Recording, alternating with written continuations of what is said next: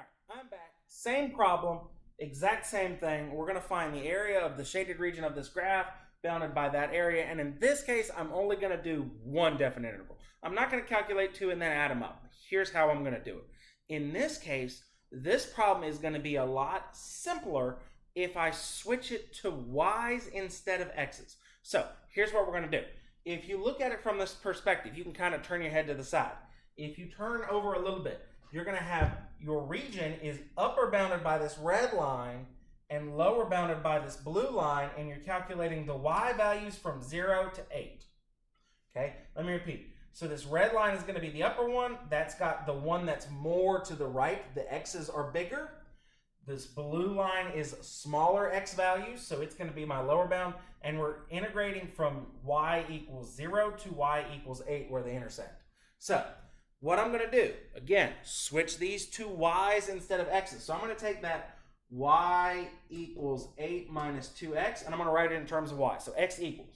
So y minus 8 equals negative 2x. Divide everything by negative 2, you get negative 1/2 y plus 4 equals x.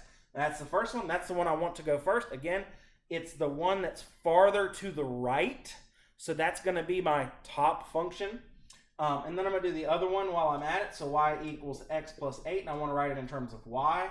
So it's going to be y minus 8 equals x. And there's going to be my other one. So here I go. I'm going to set up one integral from y equals 0 to y equals 8 of this function, which is negative 1/2 y plus 4 minus that function, minus y minus 8.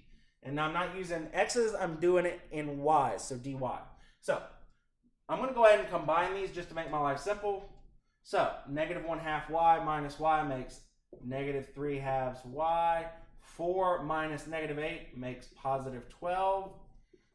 Integrate. So that's going to become negative 3 over 4y squared. That's going to become just 12y. And I'm evaluating from 0 to 8. So here I go. Negative 3/4 times 8 squared plus 12 times 8 subtracted by negative 3/4 times 0 squared plus 12 times 0. All that's going to be 0. I don't got to worry about it. So negative 3/4 times 8 squared makes negative 48. 12 times 8 makes 96. When I combine negative 48 and 96, I get plain old regular 48, which hopefully your big brains remember is the answer that I had in the last video. Exact same answer, exact same region. I don't know. Maybe you think this way is easier. I kind of like this method. Again, the other method is not always going to necessarily work. It worked nicely because we had a nice, pretty easy figure. In this case, this one works really well because, again, we're using y values instead of x's.